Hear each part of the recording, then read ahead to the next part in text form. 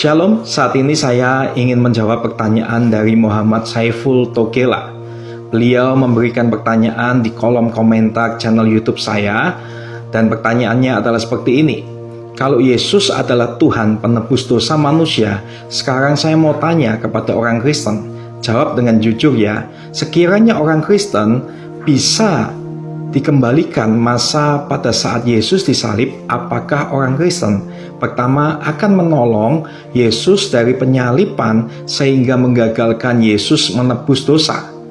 Yang kedua, akan tega membantu tentara Romawi menyalib dan membunuh Yesus atau Tuhan supaya bisa menebus dosa umat manusia?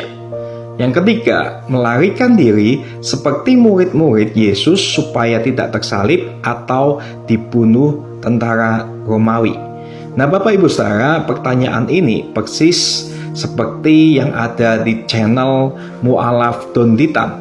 Kita akan saksikan pertanyaan yang sama ini.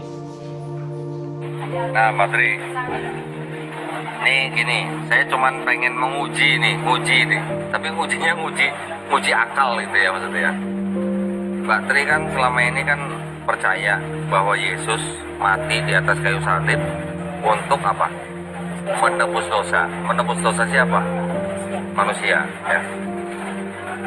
Sekarang ibarat kalau nih, jika seandainya nih ya, seandainya Mbak Tri ini bisa kembali atau datang ke masa sebelum Yesus disalib nih.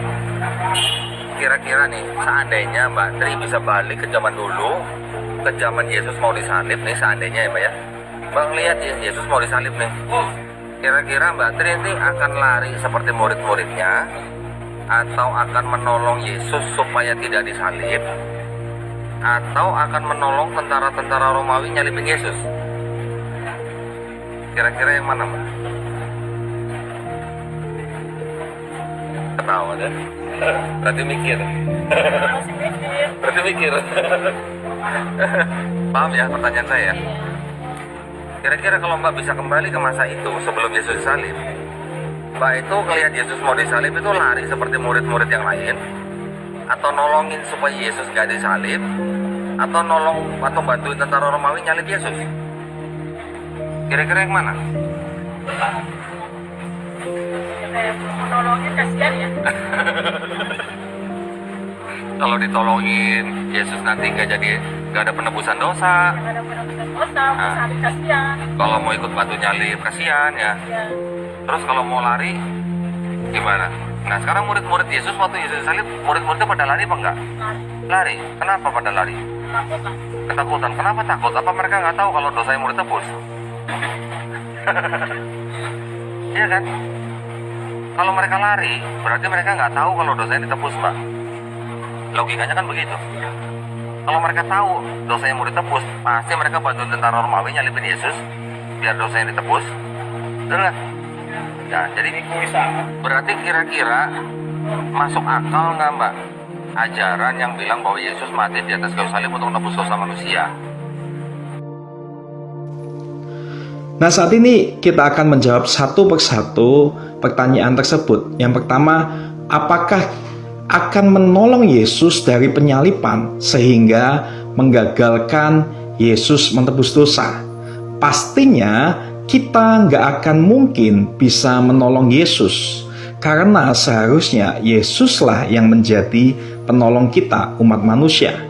Dan kita manusia tidak akan pernah bisa menggagalkan rencana Tuhan atau ketetapan atau kehendak Tuhan bahwa Yesus memang harus mati dan disalibkan.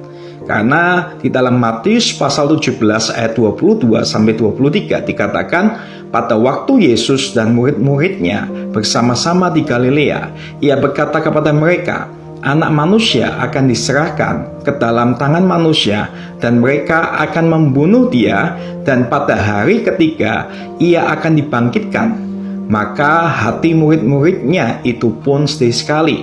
Lalu di dalam Markus pasal 9 ayat 31, sebab ia sedang mengajar murid-muridnya, ia berkata kepada mereka, Anak manusia akan diserahkan ke dalam tangan manusia dan mereka akan membunuh dia, dan 3 hari sesudah ia dibunuh, ia akan bangkit.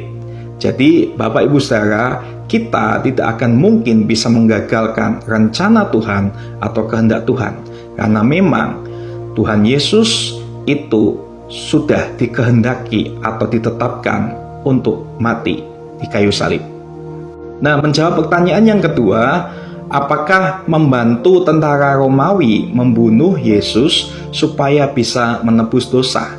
Untuk menjawab pertanyaan ini, saya akan menceritakan sebuah kisah seorang ayah membeli asuransi jiwa untuk warisan anak-anaknya di masa depannya. Nah, ternyata pada satu waktu ketika anak-anaknya sudah dewasa, sudah bertumbuh besar, anak-anaknya ini mempunyai usaha, tetapi semuanya mengalami kebangkrutan.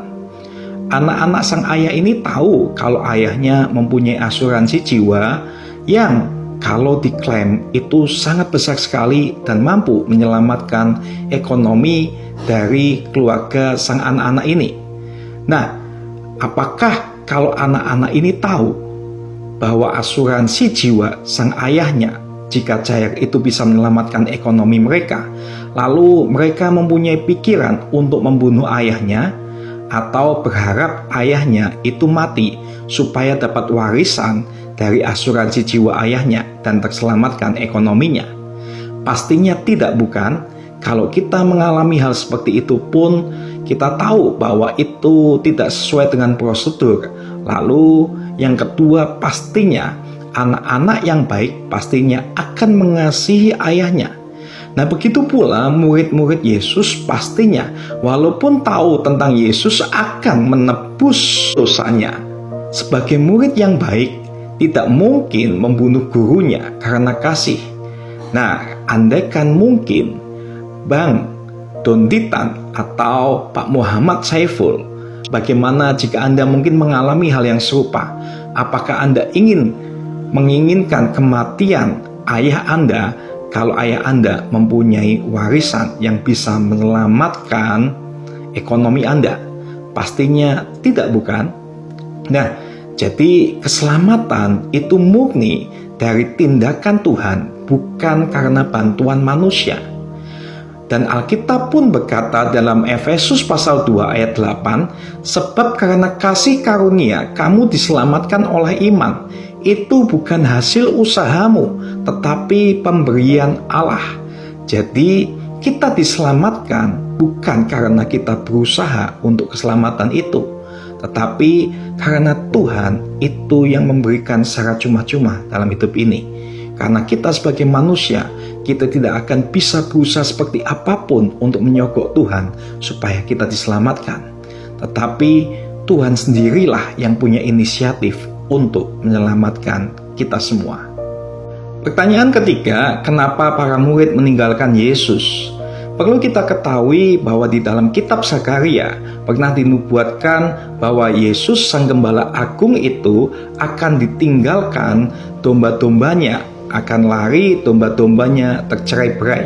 Dan di dalam Matius pasal 26 ayat 31, Kristus berkata, malam ini kamu semua akan tergoncang imanmu karena aku, sebab ada tertulis, aku akan membunuh gembala dan kawanan domba itu akan tercerai-berai. Lagi di dalam Markus 14 ayat 27, lalu Yesus berkata kepada mereka, kamu semua akan tergoncang imanmu, sebab ada tertulis, aku akan memukul gembala dan domba-domba itu akan tercerai-berai. Jadi tidak perlu dipertanyakan lagi bahwa para murid meninggalkan Tuhan Yesus dan melarikan diri itu adalah untuk sebuah penggenapan dari nubuatan Zakaria dan perkataan Tuhan Yesus sendiri. Nah, juga di dalam Matius pasal 26 ayat 56 dikatakan, akan tetapi semua ini terjadi supaya genap yang ada tertulis dalam kitab nabi-nabi. Lalu semua murid itu meninggalkan dia dan melarikan diri. Dan di dalam Yohanes 16 ayat 29 sampai 32, kata murid-muridnya, lihat sekarang engkau terus terang berkata-kata, engkau tidak memakai kiasan. Sekarang kami tahu bahwa engkau mengetahui segala sesuatu dan tidak perlu orang bertanya kepadamu. Karena itu kami percaya bahwa engkau datang dari Allah. Jawab Yesus kepada mereka, "Percayakah kamu sekarang? Lihat, saatnya datang, bahkan sudah datang, bahwa kamu dicerai-beraikan masing-masing ke tempatnya sendiri, dan kamu akan meninggalkan aku seorang diri, namun aku tidak seorang diri, sebab Bapa menyertai aku." Jadi kita tahu saat ini kenapa murid-murid Yesus melarikan diri pada waktu Yesus akan disalib. Oleh karena itu sudah dinubuatkan, atau oleh karena itu untuk mengenapi nas kitab suci. Dan pastinya saat murid-murid tidak tertangkap oleh tentara Romawi dan mereka masih hidup, itu ada misi yang harus mereka lakukan, yaitu melanjutkan apa yang menjadi misi Yesus, yaitu menyebarkan Injil ke seluruh dunia. Nah, Bapak Ibu Saudara, kita tahu bahwa pertanyaan ini kan dikatakan andai kata atau seandainya atau sekiranya kita bisa balik ke masa Yesus disalibkan. Itu kan masih seandainya. Tetapi mungkin beberapa orang mengatakan, loh kalau memang beneran kita dibawa ke masa Yesus disalibkan bagaimana?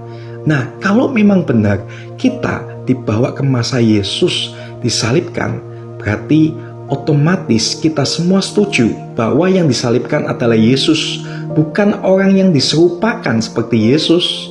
Nah, kalau memang orang yang diserupakan seperti Yesus yang disalibkan, bukan Yesus sendiri, pastinya murid-murid tidak akan melarikan diri dan tidak akan mengalami yang ketakutan karena dia tahu bukan Yesus yang disalibkan. Nah, ada sebuah tafsir Ibnu Katsir itu dikatakan seperti ini. Ketika Allah hendak mengangkat Isa ke langit, beliau menemui para muridnya, dan ketika itu di rumah ada 12 lelaki Hawariyin. Kemudian Isa mengatakan, "Siapakah di antara kalian yang wajahnya digantikan seperti wajahku? Lalu dia akan dibunuh menggantikan aku, dan dia akan mendapatkan surga yang derajatnya sama denganku." Lalu berdirilah seorang pemuda yang paling muda usianya, "Saya." "Duduk," kata Isa. Nabi Isa mengulang lagi tawarannya, dan pemuda itu angkat tangan dan menyatakan, "Saya." Nabi Isa tetap menyuruhnya untuk duduk, hingga berlangsung sampai 3 kali. Di yang ketiga, pemuda ini angkat tangan, "Saya." Lalu Isa mengatakan, "Baik, kamu orangnya." Lalu dia diserupakan dengan Isa, dan Isa diangkat melalui lubang angin yang ada di atap menuju langit. Kemudian datanglah orang Yahudi yang mencarinya. Mereka langsung menangkap manusia yang mirip itu dan langsung membunuhnya, lalu mensalibnya. Tafsir Ibnu Katsir 2449. Nah, kalau memang bukan Yesus yang disalibkan tetapi orang lain yang diserupakan, pasti murid-muridnya tidak akan lari, karena harusnya murid-muridnya pun tahu bahwa itu bukan Yesus yang disalibkan. Karena kita juga tadi melihat di tafsir Ibnu Katsir 2449 itu dikatakan waktu itu Yesus dengan 12 muridnya. Dan kalau memang itu bukan Yesus yang disalibkan, pasti mereka tidak akan lari. Nah, Bapak Ibu Saudara, kalau kita juga mau mengatakan tentang yang namanya penebusan dosa, kita tahu yang berdosa adalah manusia. Berarti otomatis yang harus dipersembahkan adalah manusia. Tetapi untuk mempersembahkan sebuah korban kepada Tuhan, itu harus tidak bercela atau kudus. Jadi syaratnya ada 2 untuk menebus manusia. Yang pertama, harus manusia yang menebus manusia, dan yang kedua itu harus kudus. Dan kita tahu manusia di seluruh bumi ini tidak ada yang kudus, dan yang kudus itu cuma Tuhan, karena manusia semuanya sudah jatuh di dalam dosa. Nah, dan Tuhan itu satu-satunya pribadi yang kudus di alam semesta ini. Dan kalau memang Tuhan itu yang kudus, tetapi syarat keduanya itu harus digenapi, yaitu kalau yang jatuh dalam dosa manusia, yang menebus dosa harus manusia. Makanya Tuhan itu menjadi manusia, karena dia yang kudus. Berarti otomatis syarat pertama sudah dipenuhi, tapi syarat yang keduanya adalah dia harus jadi manusia. dan dia menjadi manusia yang kudus, yang tidak bercacat celah, dan dia dikorbankan untuk menebus setiap dosa-dosa kita. Terima kasih, Tuhan Yesus memberkati.